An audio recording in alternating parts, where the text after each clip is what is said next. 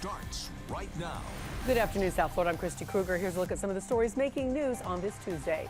Miami-Dade investigators are working to figure out what led up to this teenager being killed in a shooting.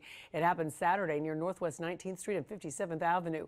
Police say shots were fired after some sort of a fight broke out between two groups of men. But 16-year-old Ana Alvarez Hernandez was running for cover when she was hit by a stray bullet. She was rushed to the hospital where she later died from her injuries. Authorities are now looking for that shooter or shooters in the case. And we have new details on a massive explosion that leveled part of a Plantation shopping center. TECO, People's Gas Company, confirms they did receive a call about a possible gas leak less than 10 minutes before the blast happened on Saturday. 23 people, including a child, were hurt. More than 20 businesses have varying degrees of damage. Investigators are still working to determine if a gas leak is indeed to blame, though. At this point, they're not ruling out criminal charges either. And Miami-Dade police responding to a crash involving one of their own. An officer's patrol car slammed right into a pole off of Coral Way and the northbound ramp to the Palmetto Expressway. This is in southwest Miami-Dade. It happened last night.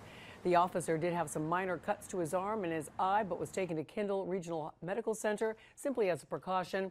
We're told no other vehicles were involved in the crash. There is an investigation underway. Listen to Local 10's podcast, The Florida Files, wherever you are, whenever you want. Just say, Alexa, play the Florida Files podcast. Getting the latest episode of Florida Files. Here it is from TuneIn. Previously on the Florida Files. Or just ask Siri, I want to hear the latest Florida Files podcast. Here's the newest episode of the Florida Files. Get the Florida Files on Alexa, Google Home, or Apple devices just by saying play the Florida Files podcast. The Florida Files from the one and only Local 10. And police responding to a Miami International Airport earlier this morning. They got a call about a possible explosive device being spotted. Authorities say the caller did not specify where or what that device was. Miami-Dade officers as well as canines swept the entire airport and say nothing suspicious was found. We're working to get a little bit more information about who made that call and why. The airport, though, back up and operating as normal right now, as usual. The situation did not impact any flights.